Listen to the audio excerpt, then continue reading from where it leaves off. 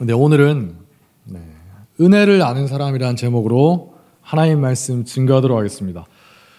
제가 어렸을 때는 이제 책을 보다가 고사성어 같은 거 나오잖아요.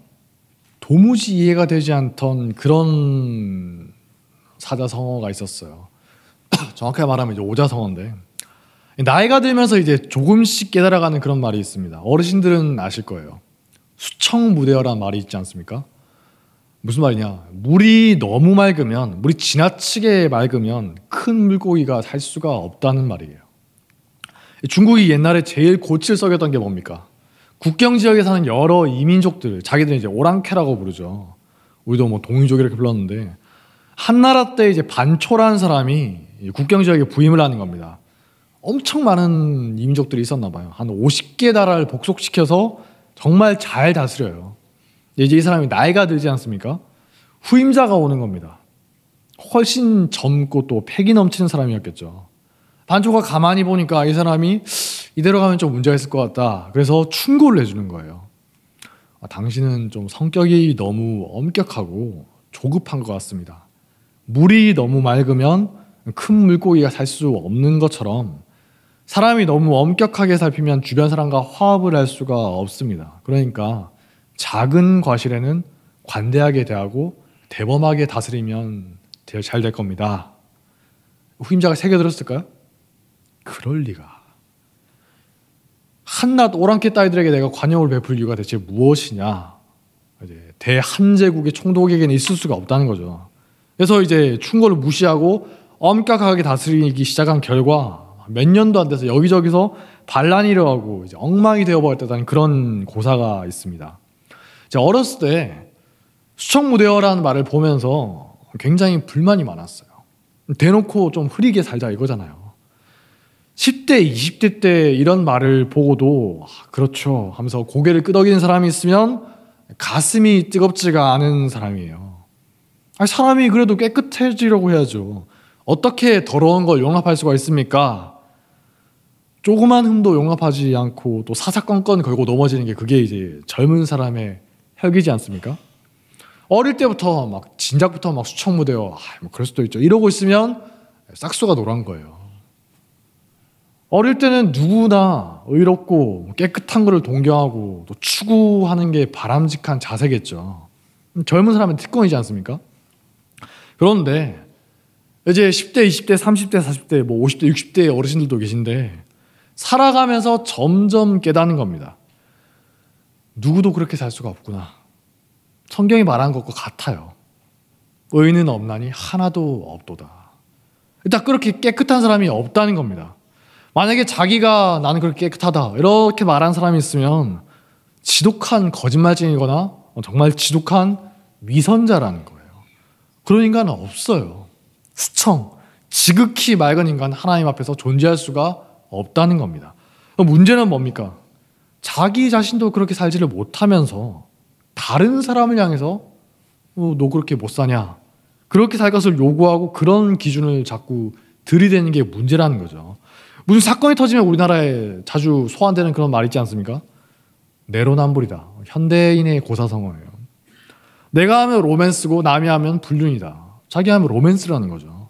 이중잣대를 들이댔다는 겁니다. 왜죠? 자기 자신이 어떤 인간인지를 돌아보지를 못해요. 양심이 없거나 아니면 자기 자신에게 혹은 자기 가족에게는 지나치게 관대하다 보니까 다른 사람에 대해서는 감히 가혹한 잣대를 들이댈 수가 있다는 거예요. 예수님이 뭐라고 하셨습니까? 건강한 자에게는 의사가 쓸데없다. 병든 자에게라 쓸 때가 있나니 내가 의인을 부르러 온 것이 아니요 죄인을 불러서 회개시키러 왔노라. 네. 그리스도인은 예수님 앞에서 말씀 앞에서 엎드려서 하나님 제가 죄인입니다. 저를 불쌍히 여겨 주옵소서 고백할 줄 아는 사람이라는 거예요. 이런 자세가 전제되지 않는다면 애초에 우리에게는 예수님이라는 존재가 필요가 없다는 겁니다. 예수님이 우리에게 주신 여러 은혜가 있지 않습니까? 여러분들이 살아가면서 누리는 은혜가 많이 있죠. 제일 중요한 게 뭐예요? 구원의 은혜예요. 구원의 은혜는 뭐가 전제되어 있습니까? 내가 죽을 죄인이다. 이게 전제가 되어 있어야 구원의 은혜가 가능하지 않습니까? 내가 하나님 앞에서 진짜 답이 없는 죄인이구나. 사람들이 나를 인정해주고 존경하든 말든 그런 게 중요한 게 아니라 하나님 앞에서 내가 수청은 고사하고 정말 구정물이구나. 사급수구나. 이런 의식이 분명하게 있는 인간이라야 예수님의 구원의 은혜가 필요한 것이고 예수님 말씀처럼 죄인이 회개하고 구원받는 역사가 일어난다는 거예요. 근데 애초에 내가 죄인이라는 의식이 없으면 어때요? 회개가 없다면 어떠냐는 겁니까? 그리스도인이 아니라는 거예요. 여러분 그냥 교회 다니는 사람일 수가 있다는 겁니다. 제가 옛날에 그런 사람으로 한참 동안 살았다고 했죠. 아무리 번듯한 사회적인 지위를 가지고 있고 교회에서 막 존경을 받고 평생 뭐 집사고 권사고 장로고 혹은 목사고 직분 맡은 사람으로 살았다 하더라도 그런 의식이 없으면 단 한순간도 그리스도인으로 살아가지는 못했다는 겁니다. 이런 분들 은혜를 모르는 거예요. 그리스도인이 뭔지를 모르는 거죠. 누가 봐도 망할 죄인이 아니라 누가 봐도 망할 죄인이 하나님의 은혜로 용서받고 회개하고 살아야 한다는 그게 우리가 믿는 기독교의 핵심이지 않습니까? 다른 모든 은혜가 없어진다 할지라도 하나만으로 만족할 수 있는 게 진짜 은혜라는 거예요. 하박국 선지자가 말했잖아요. 무화과 나무에 잎이 마르고 포도 열매가 없고 하여튼 내가 이 땅을 살아가면서 생각할 수 있는 모든 거를 다 잃어버린다 할지라도 구원의 하나님 한 분만으로 내가 즐거워할 수 있다.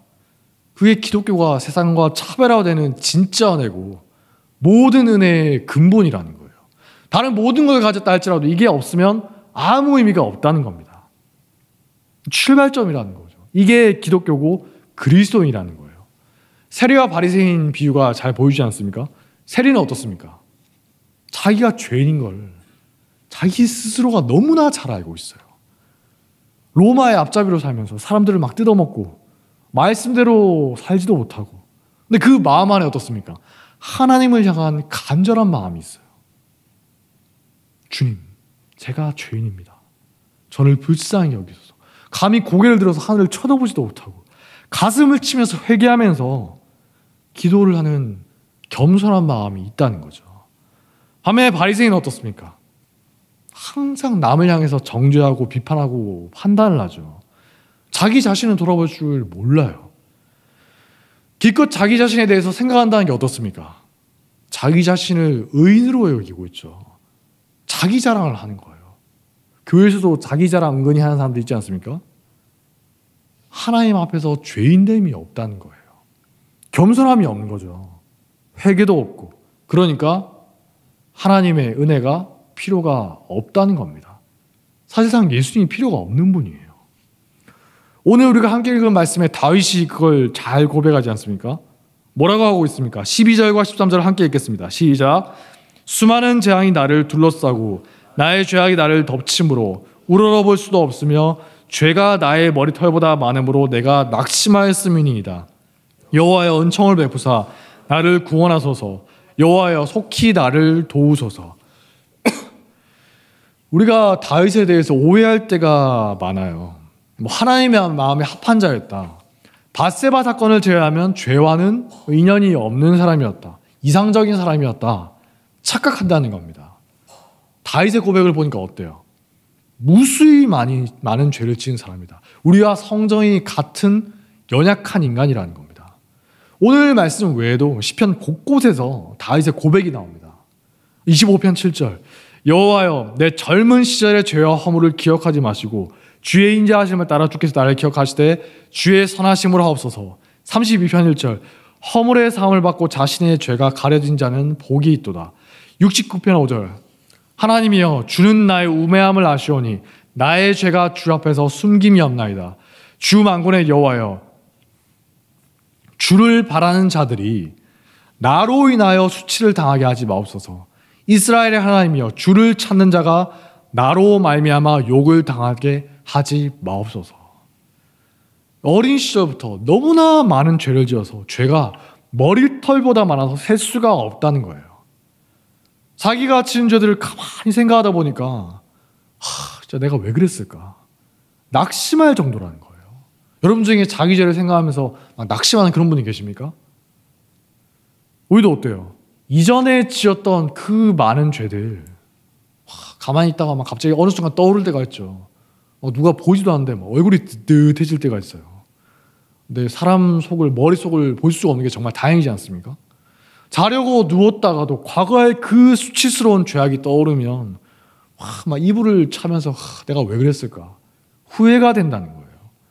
다윗이 그랬다는 겁니다. 밧세바 사건은 들킨 거고 안 들킨 죄가 셀 수 없이 많이 있다는 거예요. 우리는 다윗 하면 무슨 고상하게 광야에서 찬양을 하면서 기도하고 할렐루야 이런 것만 생각하기 쉬운데 실제 다윗이라는 인간은 어떤 인간이냐? 누구보다도 많은 죄를 지은 인간이었다. 구체적으로 무슨 죄를 지었는지는 알 수가 없지만 다윗이 자기만 알고 죽을 때까지 비밀로 하다가 무덤으로 가져간 것들이 많이 있겠죠. 하나님의 은혜로 우리가 모르는 겁니다. 다윗의 명예를 위해서 하나님이 가려주시고 숨겨주신 거예요. 저도 지난주에 말씀드린 것처럼 저 벽제승화원 같은 이제 화장터까지 제가 가져가야 되는 그런 비밀들이 있다는 거예요. 부모님이나 아니면 저와 가장 가까운 아내에게도 절대 말을 할 수가 없는 그런 죄들이 있다는 겁니다. 말을 하면 저를 당신 그런 인간이었어 이렇게 생각하겠죠. 다윗의 인생을 지배했던 원리가 뭡니까? 하나님의 은혜죠. 다윗은 은혜를 알았던 사람이에요. 근데 그 은혜란 게 근본적으로 뭐냐는 겁니다. 무슨 왕이 되게 해주시고 원수를 갚아주시고 이런 게 아니라 자기의 무수한 죄를 용서받았다는 그 은혜와 감격, 하나님의 말씀 앞에서 겸손하게 엎드릴 줄 아는 성도의 모습이라는 겁니다. 우리가 하나님의 은혜에 대해서 자꾸만 착각할 때가 많다고 하죠. 이거 주세요, 저거 주세요, 하나님 성공하게 해주시오, 제 기도를 들어주십시오, 이런 은혜도 있겠지만 그런 건 본질적인 게 아니라는 거예요. 부차적인 것이고 심지어 없어도 되는 겁니다.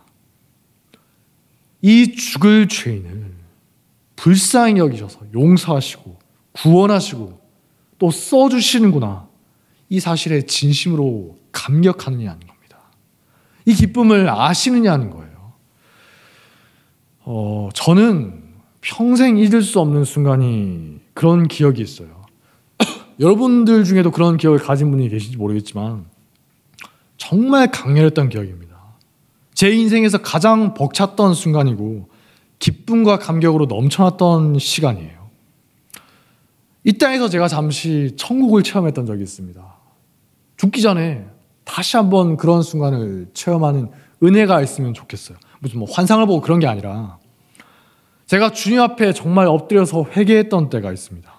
언젠가 기회가 되면 자세히 말하려고 오겠지만 제가 진짜 이 사람만큼은 죽었다 깨어나도 용서할 수가 없겠다, 그런 사람을 갑자기 용서하게 되는 거예요. 진짜 한 1초 전까지만 해도 죽이고 싶었는데 하나님 말씀 앞에서 갑자기 제가 엎드려서 회개할 수밖에 없었던 때가 있거든요. 아무도 보는 사람이 없었어요. 그냥 골방에서 조그만 제가 혼자 살던 방에서 혼자서 한참 동안 시간이 얼마나 지났는지도 모릅니다. 펑펑 울면서 말씀 앞에 회개했던 적이 있습니다. 진짜 성령님께서 저를 압도하셨구나, 저를 확 사로잡았다, 이렇게밖에 표현할 수가 없었던 것 같아요. 그때가 제 인생에서 가장 밝은 순간이 아니었나. 내가 참으로 하나님의 택한 백성이 맞구나. 내 안에도 죄인됨과 구원의 감격이 있구나. 그걸 제가 정말 깊이 체험했던 순간이에요. 회개를 통해서 그 은혜를 누렸다는 겁니다. 바울의 인생을 지배한 것도 이런 은혜죠. 정말 악질적인 핍박자였지 않습니까? 예수님의 대적자였어요. 믿는 사람들 잡아 죽이던 인간입니다. 근데 그런 자기가 용서받고 사도로 쓰임받는구나, 얼마나 감사했겠어요. 생각하면 생각할수록 감격스러운 거예요. 물론 이제 혈기를 주체하지 못해서 바나바와 크게 다투기도 하고 마가연을 막 쥐잡듯이 잡히기도 했지만 시간이 지나면서 자기가 원래 어떤 인간이었는가 깨닫고 또 깨닫는 겁니다. 내가 뭐라고? 이 바울이 어떤 인간이라고 내가 감히 마가 요한에게 그렇게 화를 냈을까? 마가 요한은 사람들 잡아 죽이지 않았는데, 이 죽어 마땅한 죄인도 용서받았는데 내가 마가 요한을 어떻게 그렇게 혹독하게 대했을까? 후회가 되는 거예요. 그래서 마침내 이런 고백이 터져 나오는 겁니다. 디모데전서 1장 15절, 미쁘다 모든 사람이 받을 만한 이 말이여, 그리스도 예수께서 죄인을 구원하시려고 세상에 임하셨다 하였도다. 죄인 중에 내가 괴순이라. 그러나 내가 긍휼을 입은 까닭은 예수 그리스도께서 내게 먼저 일체 오래 참으심을 보이사 후에 주를 믿어 영생 얻는 자들에게 본이 되게 하려 하심이라. 본이 되게 하려 하심이라. 이 구원의 은혜를 진심으로 깨달은 사람이 뻔뻔하게 살 수 있겠냐는 겁니다. 죄인 중에 내가 괴순이라. 이거 과장하는 말이겠어요? 자기를 돋보이게 하려고 그렇게 하는 말이겠어요? 아니죠. 다윗이 그랬던 것처럼 바울도 자기 죄를 돌아보면서 진심으로 고백하는 거예요. 내가 참으로 하나님 앞에 죽을 죄인이구나. 이런 죄인을 용서하시고 구원하시고 써주시는구나. 그 은혜 안에서 감격하는 거예요. 그러니까 자연스럽게 주님의 말씀 앞에서 겸손해지는 겁니다. 예수님께서 먼저 나에 대해서 오래 참아주신 것처럼 이제는 나도 오래 참아주고 용서해주고 세워주고 격려해주는 사람이 되어야겠다. 이런 생각을 하는 거죠. 본이 되게 하려 하심이라. 본은 따라라고 주어지는 거잖아요. 예수님의 본을 따라서 바울이 살았고 바나바가 그랬던 것처럼 우리도 그렇다는 겁니다. 이 은혜를 깨닫지 못하는 사람에게는 말씀이 어떻겠어요? 그냥 지혜의 책일 뿐이에요. 대표적으로 잠언을 해석할 때 그러지 않습니까? 이렇게 하면 잘 살 수가 있다. 이렇게 하면 인정받을 수가 있다. 그렇게 해석하는 거 세상 사람들도 얼마든지 할 수가 있는 겁니다. 근데 말씀은, 하나님의 말씀은 이 은혜를 깨달은 사람이라야 기꺼이 고개 숙여서 순종하고 싶은 하나님의 뜻이 된다는 거예요. 이 은혜를 깨닫기 전에는 어떻습니까? 말씀을 읽어도 제가 옛날에 그랬던 것처럼 시시콜콜 따지고 싶어요. 아, 이건 이래서 이런 건데 이거 아니죠. 에이, 이게 뭐 이건 어떻게 이렇게 살 수가 있어요. 내 마음에 드는 말씀만 선택적으로 순종하지 않습니까? 지극히 편향적이에요. 자기 마음에 드는 말씀만 빼먹는다는 겁니다. 어떤 분들 보면 맨날 똑같은 말만 하는 분들 있죠. 말씀을 편식하는 거예요. 하지만 은혜를 깊이 깨달은 사람은 어때요? 자기 마음에 들지 않는 말씀이라 하더라도, 찔림이 되는 말씀이라 하더라도 기꺼이 순종하고자 하는 그런 마음을 가진다는 겁니다. 누가 시켜서가 아니죠. 마음으로부터 감화가 되는 거예요. 물론 깨닫는다고 해서 한순간에 온전히 순종할 수 있는 사람이 누가 있겠습니까마는 오랜 기간에 걸쳐서 차근차근 변화되는 것이고, 분명한 것은 뭐냐? 그 마음 가운데 세리가 그랬던 것처럼 이전과 다르게 은혜를 아는 감격과 겸손한 마음이 존재한다는 거예요. 제가 존경하는 어떤 목사님이 예전에 어떤 사람에 대해서 평가하는 말을 들은 기억이 있습니다. 이러쿵저러쿵 말을 하는 게 아니라 딱 한마디로 끝이에요. 제가 여쭤봤거든요. 그분 어떤 분입니까? 사실 좀 불만이 있었어요. 좀 실수도 많이 하고 좀 부족함이 많이 보여서 그분 어떤 분입니까? 그랬더니 잠깐 고민하다가 딱 한마디로 말씀하시는 거예요. 감치신 전도사님, 그분은 은혜를 아는 분입니다. 제가 그 말 듣고 이게 뭘까? 단점도 있고 실수도 많이 하고 불완전한 인간이지만 그리스도인으로서 한마디로 평가할 수가 있다는 거예요. 그분은 은혜를 아는 사람입니다. 그러니까 부족함이 있고 연약함이 있고 하더라도 믿고 기다릴 수가 있다는 거예요. 저분도 언젠가는 성숙하겠지. 예수님의 본을 따라서, 바울의 본을 따라서 이제는 자기 안에 있는 은혜를 흘려내는 사람이 되겠지. 기대할 수가 있다는 거예요. 반면에 이 은혜를 모르는 사람은 어떻습니까? 말씀을 들어도 들리지가 않는 거예요. 항상 남에게 적용합니다. 말씀 앞에 자기가 먼저 찔림이 되고 회개하고 반성하지는 않고 항상 남에게 들이대요. 정죄하고 판단하고 비판하고. 은혜를 받기만 하고 용서를 받기만 하고 베풀 줄은 모르는 거죠. 1만 달란트 탕감받았던 종이 100데나리온 빚진 종에게 정말 가혹하게 대하지 않습니까? 하나님 앞에서 배은망덕한 인간이 될 수가 있다는 겁니다. 은혜를 모르면서 교회에 오래 다니다 보면 종교적인 괴물이 되거든요. 이 지식적으로는 아는 게 많아요. 여러분 설교 많이 듣지 않습니까? 들어서 아는 거, 머리가 커지는 겁니다. 머리만 커지는 거예요. 그럴듯한 말은 얼마든지 해요. 말씀을 인용해 가면서 사탄도 말씀을 인용해서 예수님을 시험하지 않습니까? 그것처럼 말씀을 들먹이면서 자기 자신을 합리화하고 포장하고 남들을 정죄하고 판단하면서 살아간다는 겁니다. 우리가 어제 새벽에 봤던 잠언 말씀이 그런 모습이지 않습니까?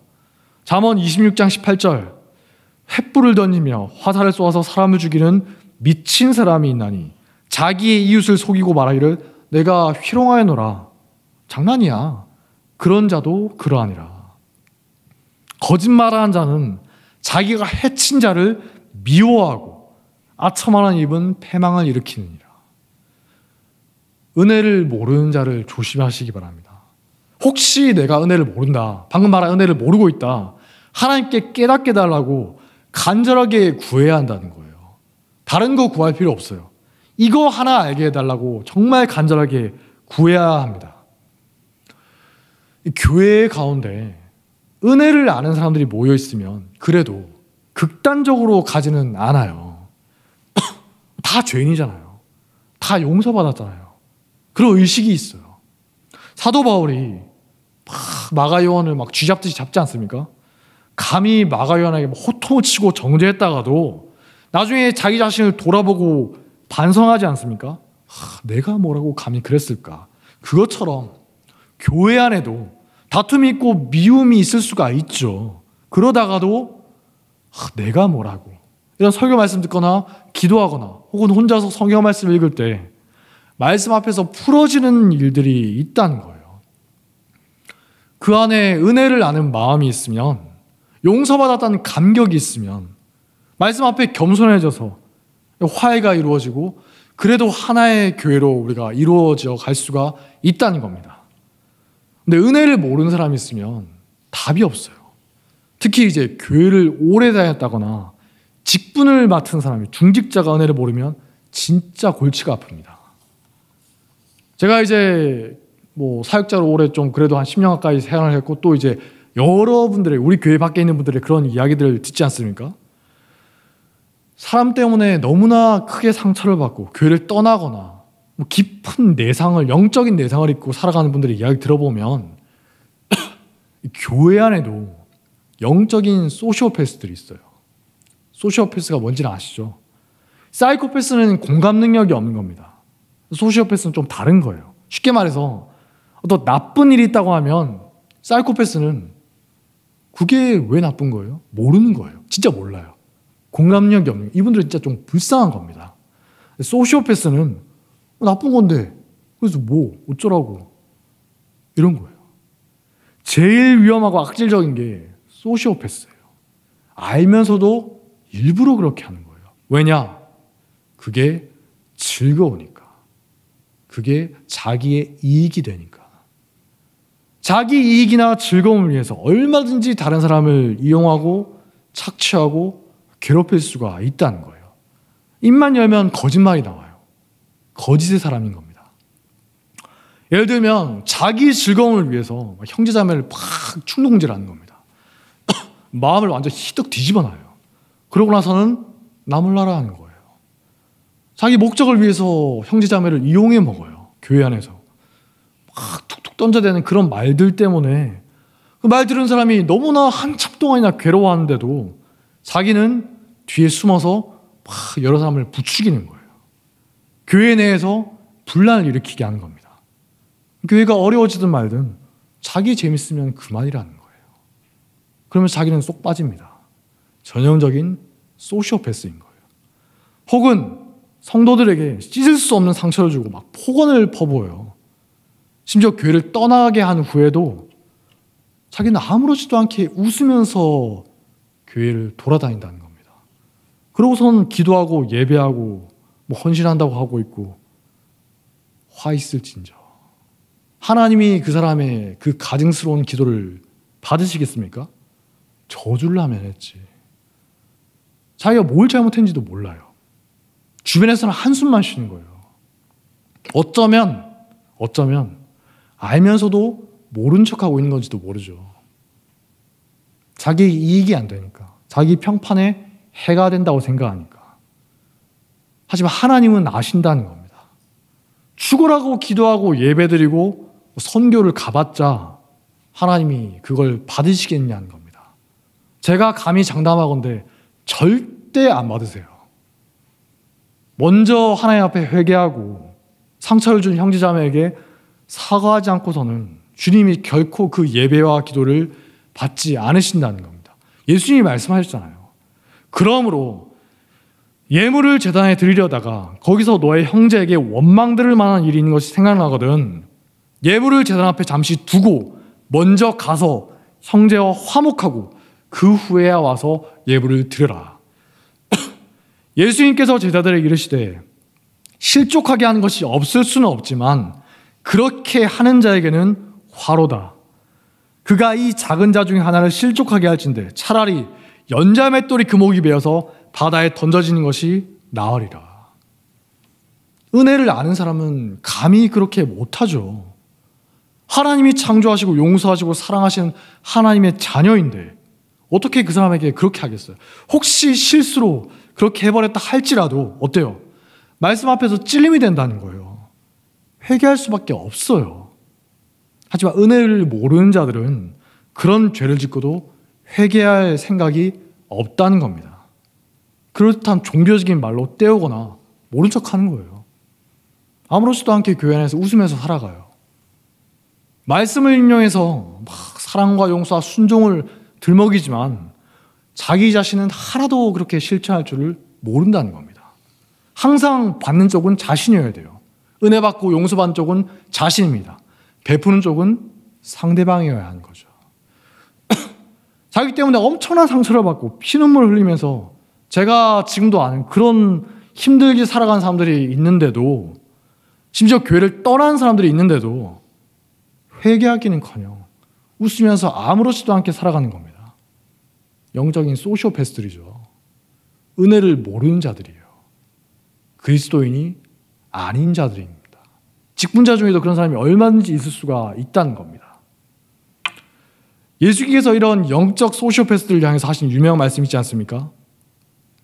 그때 내가 그들에게 밝히 말하되 내가 너희를 도무지 알지 못하니 불법을 행한 자들아 나에게서 떠나가라 하리라. 지옥 간다는 거예요. 우리가 은혜를 모르는 자로 살아간다면 이 죄사함과 회개의 은혜를 깨닫지 못하고 살아간다면 교회 오래 다니면 다닐수록 종교적 괴물이 될 수밖에 없다는 겁니다. 목사든 장로든 권사든 누구든 예외가 없어요. 이 은혜를 아느냐 모르느냐 여기서 모든 게 갈린다는 겁니다. 은혜를 아는 사람에게는 소망이 있어요. 설사 지금 너무나 부족하고 사람들이 손가락질 받는 사람이라 할지라도 언젠가는 성숙해져서 이제 그 받은 은혜를 흘려내는 사람이 될 수가 있겠죠. 기대할 수가 있어요. 근데 은혜를 모르는 사람은 어떻습니까? 평생 교회 다니고 예배에 참석하고 기도하고 심지어 사람들의 존경을 받는다 할지라도 어떻게 된다고요? 죽어서 지옥에 간다는 거예요. 은혜를 모르고 종교 행위만 반복했을 뿐이라는 겁니다. 그러므로 이 시간 하나님 앞에서 스스로를 돌아보시기 바랍니다. 나는 과연 그리스도인이 그리스도인 되는 이 은혜를 진정으로 깨달아서 알고 있는 것인가? 아니면 다른 헛된 애만 계속 구하면서 살았는가? 이미 깨달아서 아시는 분들은 바울이 그랬던 것처럼 더욱더 예수님의 본을 닮아가게 해달라고 기도하시기 바랍니다. 나를 통해서 죄사함과 용서와 오래 참음의 은혜가 흘러가서 이제는 사람을 살려내고 세우는 사람이 되게 해달라고 바나바 같은 사람이 되게 해달라고 기도하시기 바랍니다. 혹시 이 은혜를 모르는 분이 계시다면 이 시간 들을 끼 있는 분은 들으십시오. 저도 예전에는 몰랐다니까요. 죄인인 걸 전혀 모르고 살았어요. 이 은혜를 모르고서 한 20년 넘게 30년 가까이 살았다는 거예요. 근데 이제 설교 말씀을 듣잖아요. 목사님 말씀을 듣고 지식적으로는 알아요. 그렇다고 하는데, 그래서 기도를 하는 겁니다.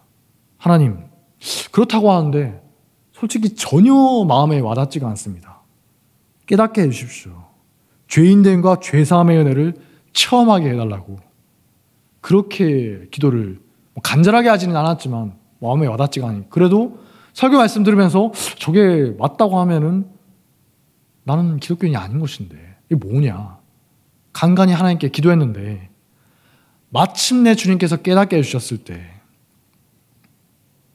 내가 가진 모든 걸 다 잃는다 할지라도 구원의 하나님 한 분만으로 기뻐할 수 있다.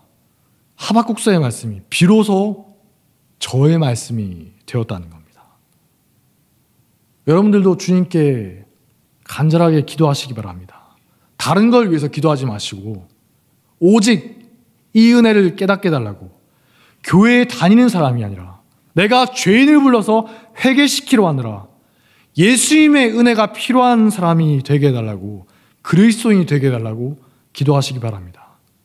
그래서 우리 교회에 이런 말을 듣는 분들이 많아졌으면 좋겠어요. 저분은 은혜를 아는 분이야. 이런 은혜가 우리 교회 가운데 충만하게 흘러넘치기를 주님의 이름으로 축복합니다. 자리에 있어 나가겠습니다. 찬송가 310장 찬양하겠습니다.